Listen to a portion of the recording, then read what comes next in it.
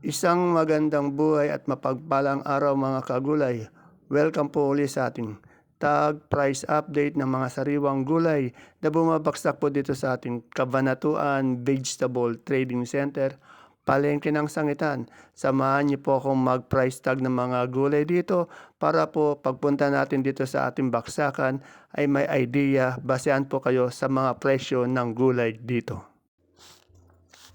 Sa ampalaya po nating haba, ang asking price niya po ay nasa 80 hanggang 90 pesos per kilo. Sa may talong naman po, ang asking price niya ay nasa 65, may 70 hanggang 75 pesos per kilo ang asking price.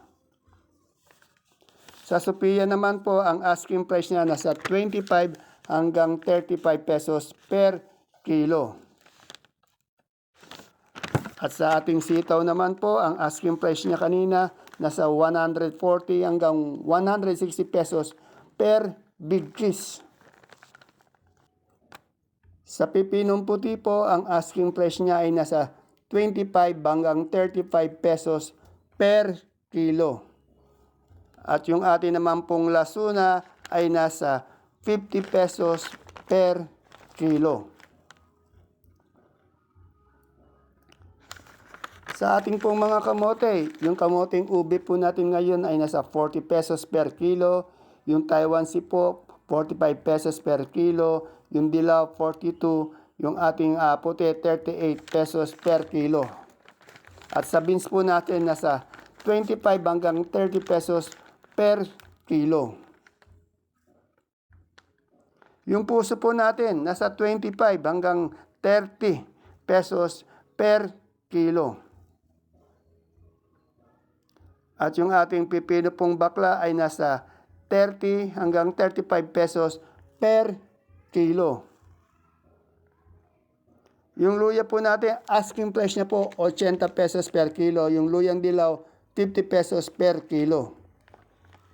Ayan yung dilaw po. Sa ating mga gabi naman po, yung sa sinibuyas po natin, asking price niya 80 pesos per kilo. Yung gabing galyang na pula, 30 pesos per kilo. Yung puti po, 25 pesos per kilo. Sa kalabasa po, yung suprema, 25 pesos yung malaki, medium 24, 22 po yung maliit. Supremang kalabasa. Sa upo naman po natin, asking price niya 15 pesos hanggang 20 pesos per kilo. May 15, may 20, depende po sa quality. At sa patola po natin kinis naman, ang asking price niya ay nasa 20 hanggang 25 pesos per kilo.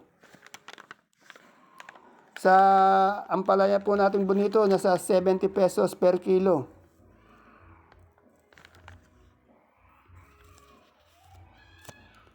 At yung ating mais po ngayon, kanina po nasa 30 pesos yung puti, yung dilaw po 43 pesos yung dilaw na per kilo. 430 sa dilaw, 300 na bundle sa ating pesos sa bundle na puti. Sa kamatis po, medyo mababa po, 20 hanggang 25 pesos per kilo. Mababa yung kamatis. Sa sampalok po, angat 40 pesos per kilo or 400 pesos per bundle. Madali maubos po yung sampalok ni Ate Linda. Kaya maaga po kayo kung kukuha ng sampalok. At sa ating pong siling Taiwan, nasa 130 hanggang 150 po per kilo o 1,003, 1,005 per bundle. May 130, 140, 150. Sa sultan naman po natin, 70 hanggang 80 pesos per kilo. Sa sultan nyo na yung pipino puti, 25, 35 pesos per kilo. Yan sigarilyas po natin ay nasa 80 pesos per kilo.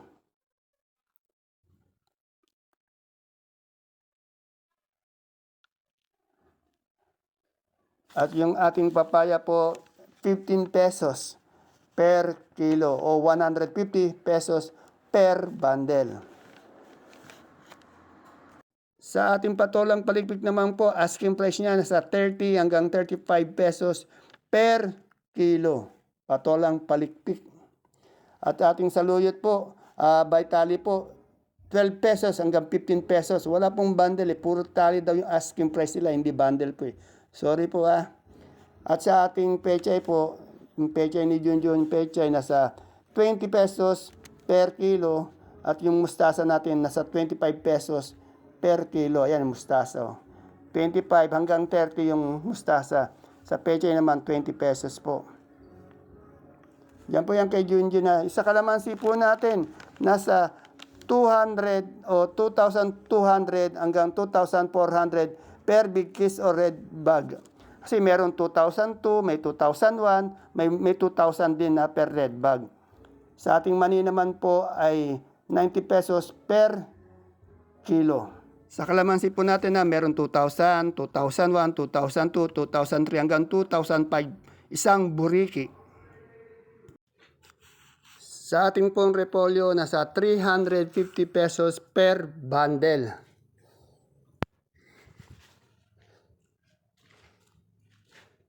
Sa ating pechay bagyo naman po ay nasa 400 pesos per bundle.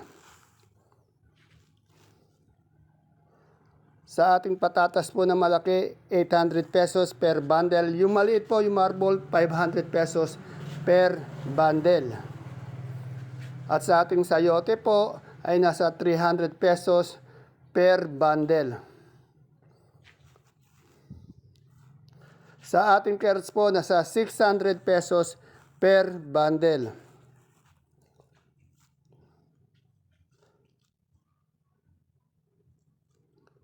Yung ating cauliflower po, 60 pesos per kilo. Yung broccoli po, naubos na rin, 80 pesos per kilo.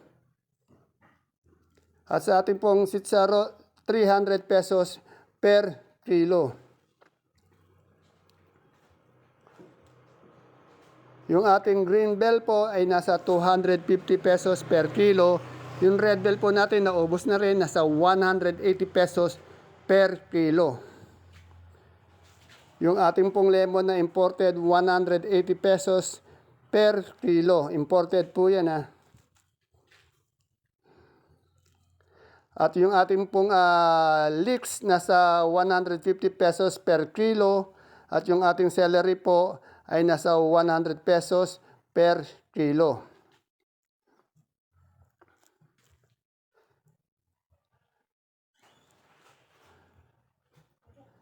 At sa ating pong beans naman ay nasa 50 pesos per kilo. Sa ating lettuce, yung ating green leaf or green ice po ay nasa 150 pesos per kilo. Wala po tayong yung tinatawag na lettuce na bilog o kaya yung tinatawag natin.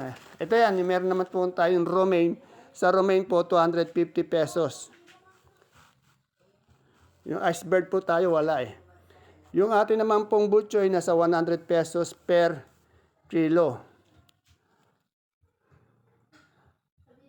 At yung ating pong young corn nga pala, ayan, labanos po pala. Labanos po natin ay nasa 500 pesos per kilo. Yung young corn po natin ay nasa 30 pesos per styro. Ay yung pipino po natin na green cucumber, 400 pesos per bundle. Sa ating sibuyas po na puti, 520 po yung malaki. Yung medium po, 580. At yung local po natin, yan, 700 pesos po per red bag. Sa pula naman po natin, yung malaki, 450 pesos po per red bag. Yung ating India, 500 pesos per red bag. Yung Hola, 950 po per red bag. Yung local po, 980 pesos per red bag. Yan sa super white po natin, 550 po per bag. At yung ating kanso po ay nasa 450 hanggang 460 pesos per bag. Ayan po yung kanso. Yung maputi, super white po yun. At sa ating, ayan po yung local po natin na sibuyas na pula, no? Nasa 980 pesos po per red bag. At yung puti po natin local, ayan nga po siya, nasa 700 pesos per red bag.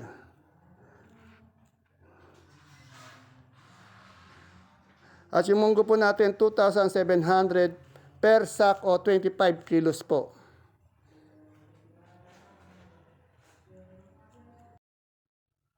Ayan po mga kagulay ang ating pinaka-latest tag price update ng mga sariwang gulay na bumabaksak po dito sa ating Kabanatuan Vegetable Trading Center, Palengke ng Sangitan.